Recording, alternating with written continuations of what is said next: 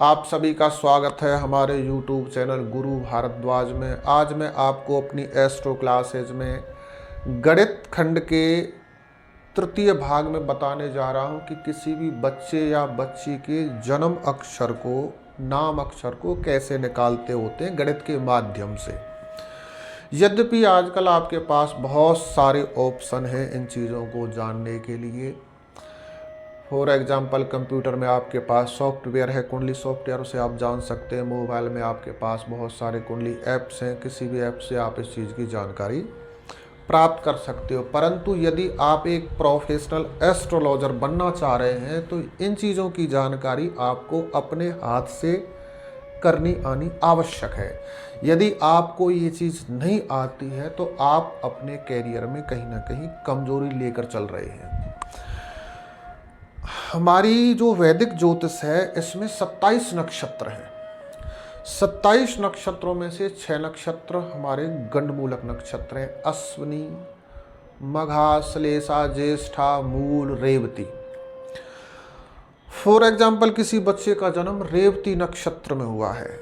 रेवती नक्षत्र के 3 चरण में जन्म लेना तो शुभ माना गया है, यानी वो बच्चा भाग्यशाली होता है। और चतुर्थ चरण में किसी बच्चे का जन्म हुआ है तो वो अशुभ माना जाता है, उसकी ज़िंदगी में प्रॉब्लम्स होती हैं, उसका जो सेल्फ कंट्रोल है वो वीक होता है। अब आपके सामने ऐसे भी बच्चे मिलेंगे, ऐसे भी जातक मिलेंगे जिनका रेवती नक्षत्र के चतुर्थ चरण में जन्म हुआ है, लेकिन उनको उसके बैड इफ़ेक्ट्स दिखाई नहीं दे रहे हैं, और किसी को उसके बैड इफ़ेक्ट्स पूरे दिखाई दे रहे हैं। तो ये वजह क्या है? वजह ये है कि आपने स्वयं उसका गणित करके नहीं देखा है। क्योंकि चतुर्थ चरण के प्रथम अवस्था में जब किसी बच्चे का जन्म हुआ तो उसको उतने लक्षण नजर नहीं आएंगे, या अंतिम अवस्था में चतुर्थ चरण भी समाप्त होने वाला था, अश्विनी में प्रवेश करने वाला था, तब उसका जन्म हुआ, तब भी उसको वो लक्षण नजर नहीं आएंगे। मध्य अवस्था में जन्म हुआ है तो उसके पूरे लक्षण उसमें दिखाई देंगे। और इस चीज़ की जानकारी आपको तभी मिलेगी जब आप स्वयं गणित करना जानते हैं। तो यदि आप ज्योतिष के विद्यार्थी हैं या स्वयं एस्ट्रोलॉजर हैं और अभी आपको ये चीज़ नहीं आती है, तो आपको इस चीज़ को सीखने के लिए इस वीडियो को प्रॉपर शुरू से लेकर लास्ट तक ढंग से देखना है। और यदि आप मेरे एस्ट्रोलॉजी के स्टूडेंट हैं तो इस वीडियो को बार बार रिपीट करके ज़रूर देखना। आपके ये जीवन पर्यंत काम आने वाली बहुत महत्वपूर्ण चीज़ है। और हाँ, यदि आप नए आए हैं इस चैनल पर और हमारी क्लासेस ज्वाइन करना चाहते हैं तो हमारे नंबर से कांटेक्ट करके हमारी क्लास ज्वाइन कर सकते हैं। तो दोस्तों, आप स्मरण रखिए, जो हम ये आपको मैथमेटिक करना बता रहे हैं, ये इसके लिए हमने एक एग्जाम्पल लिया है उस बच्चे का जिस बच्चे का जन्म 26 अप्रैल 2023 को 9:30 बजे सुबह जलंधर में हुआ है। और इसका इष्ट काल है वो 9:05 है। और इसका जो भोग है, यानी जिस नक्षत्र में इसका जन्म हुआ है उसका पूरा भोग काल है वह 63:50। और इसका जो भयात है, भयात मतलब जिस समय इसका जन्म हुआ उस समय तक नक्षत्र का कितना हिस्सा गुजर चुका था, वो है 12:55। और इसका जो जन्म नक्षत्र है वो है पुनर्वसु। अब हमने इसका चरण ज्ञान करना है कि चरण कौन सा और चरण पर अक्षर कौन सा है। तो इसका एक बहुत सिंपल सा तरीका है, बहुत आसान तरीका है, बशर्ते अंतर इतना है कि ये जो गणित है हमारा, ये घटी पल विपल में है। और हमारे पास जो जिसके हम आदी हैं, जो हमारे जीवन में हमारे माहौल में है, वो है अंग्रेजी सभ्यता के अनुसार जो हम देखते हैं। हमारा जो एक दिन है वो 24 घंटे का है, 1 घंटा है वो 60 मिनट का है, 1 मिनट है वो 60 सेकंड की है। परंतु जब हम वैदिक गणित के हिसाब से जब समय को नापते होते हैं तो यहाँ पर 60 घटी का 1 दिन है, या अंतर हो गया 24 घंटे, यहाँ पर 60 घटी का 1 दिन है। और 1 घटी में 60 पल हैं और 1 पल में 60 विपल हैं। ये डिफरेंस है, इसको समझना थोड़ा सा आपके लिए आवश्यक है। तो हमने भवोग को 4 जगह डिवाइड करना है। जब हम 4 जगह डिवाइड कर देंगे तो उसका एक चरण का मान हमको मिल जाएगा। तो हमने 63 50 को 4 जगह डिवाइड करने के लिए हमने 4 से भाग दिया, 15 चौका 60, 63 में से 60 घटाए तो हमारे पास बचे 3।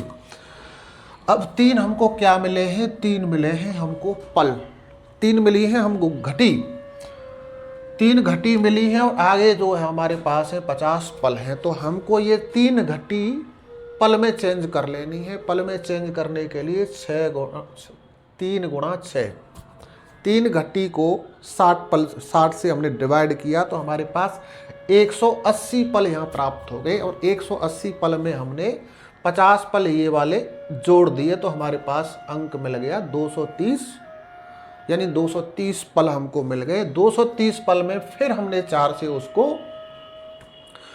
भाग दिया। 4 से जब हमने भाग दिया तो वो 57 बार गया, 57 गुणा 4 228 हो गए। 230 में से 228 घटाए तो हमारे पास अंक प्राप्त शेष बचा 2। अब 2 में 4 का भाग जा नहीं सकता और इसको डिवाइड करना ज़रूरी है, तो हमने 1 दशमलव रख के यहाँ 0 रख ली। और 20 में जब हमने 4 से भाग दिया तो वो 5 बार चला गया। स्मरण यहाँ पर रखने वाली बात ये है कि ये जो आपको 5 मिला है 0.5, ये है मतलब 1.5 है। किसका 1.5 है? ये 1.5 है विपल का। 60 का एक विपल है, 60 का जो आधा है वो बनेगा 30। तो यहाँ पर आपने 5 ना लेके 3 कर देना है, यानी आपका जो एक चरण का जो मान है वो है 15 घटी 57 पल 30 विपल। ये एक चरण का मान है। अब हमने आगे का जो प्रोसेस है इस प्रकार से आगे बढ़ाना है। 0 0 0 0 से हमने स्टार्ट करते हैं यदि नक्षत्र को, तो यहाँ से स्टार्ट होकर ये 15 घटी 57 पल 30 विपल तक ये प्रथम चरण रहेगा इस नक्षत्र का। और यहाँ से आगे 31 घटी 55 पल 0 विपल तक द्वितीय चरण रहेगा। और 31 घटी 55 पल, यानी यहाँ से 55 पल से अगला जो स्टार्ट होगा वहाँ से लेकर 57 घटी 52 पल 30 विपल तक तृतीय चरण रहेगा। और यहाँ से 47 घटी 52 पल 31 विपल से लेकर 63 घटी 50 पल 0 विपल तक चतुर्थ चरण रहेगा। अब हमारा जिस बच्चे का हम जन्म अक्षर निकालना चाहते हैं उसका जो भयात है, यानी जब उस बच्चे का जन्म हुआ था तो जो नक्षत्र था वो इस अवस्था में यहाँ पर था 12 घटी 55 पल।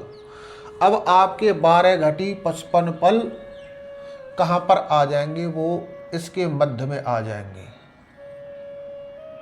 क्योंकि 0 0 0 से लेकर 15 घटी 57 पल 30 विपल तक प्रथम चरण रहेगा। ये संख्या उसके मध्य में आ गई। तो यानी इस बच्चे का जो जन्म हुआ है वो पुनर्वसु नक्षत्र के प्रथम चरण अक्षर पर हुआ है। और प्रथम चरण का अक्षर क्या है? पुनर्वसु नक्षत्र के 4 चरण अक्षर हैं, वो है के को हा ही, के को हा। ये जो 3 अक्षर हैं पुनर्वसु के, ये मिथुन राशि के अंतर्गत आ जाते हैं। और जो ही अक्षर है ये कर्क राशि में चला जाता है। तो इस बच्चे का जो जन्म हुआ है वो मिथुन राशि पर हुआ है और पुनर्वसु के प्रथम चरण में हुआ है और अक्षर है उसका के। अब आपने देखना है कि ये जो बच्चा है ये लड़की है या लड़का है। के अक्षर पर कोई भी सार गर्भित नाम आपने सजेस्ट करना है उनके पेरेंट्स को। याद रखिए, आप अपनी ओर से प्रयास करें, जो भी नाम रखा जा रहा है बच्चे का वो सार गर्भित होना चाहिए। के पर केकई भी नाम आ जाता है, लेकिन हमारे भारतवर्ष में शायद ही आपने किसी लड़की का नाम केकई सुना हो। तो नाम जो रखना है आपने सार गर्भित रखना है। कोई बिना सार वाला कोई नाम आपने सजेस्ट नहीं करना है। बाकी आपको जैसा अच्छा लगता है, मैंने आपको ये फार्मूला बता दिया है, इसी फार्मूले के आधार पर आपने किसी भी पेरेंट्स को नाम बताना है। ये एक प्रॉपर तरीका है। यदि आपको ये चीज़ नहीं आती है तो ये आप एक बहुत बड़ी मिस्टेक कर रहे हैं। यानी किसी बच्चे का जो जन्म है, इसको आप मान लेते हैं मूल नक्षत्र मान लेते हैं। फॉर एग्जाम्पल मैं आपको बता रहा हूँ, ये मूल नक्षत्र है। मूला नक्षत्र के किसी बच्चे का जो जन्म हुआ है वो हुआ है 15 पल और 28 पर। तो इस बच्चे को जो प्रथम चरण के जो गुण आते हैं, मूला नक्षत्र के प्रथम चरण के जो लक्षण आएंगे वो नाम मात्र आएंगे, क्योंकि ये संधि में चला गया। थोड़ी देर बाद इसका दूसरा चरण स्टार्ट हो जाता है। ये आपको कोई सॉफ्टवेयर नहीं बताएगा, कोई ऐप नहीं बताएगा। इसके लिए आपको इसका गणित आना बहुत ज़रूरी है।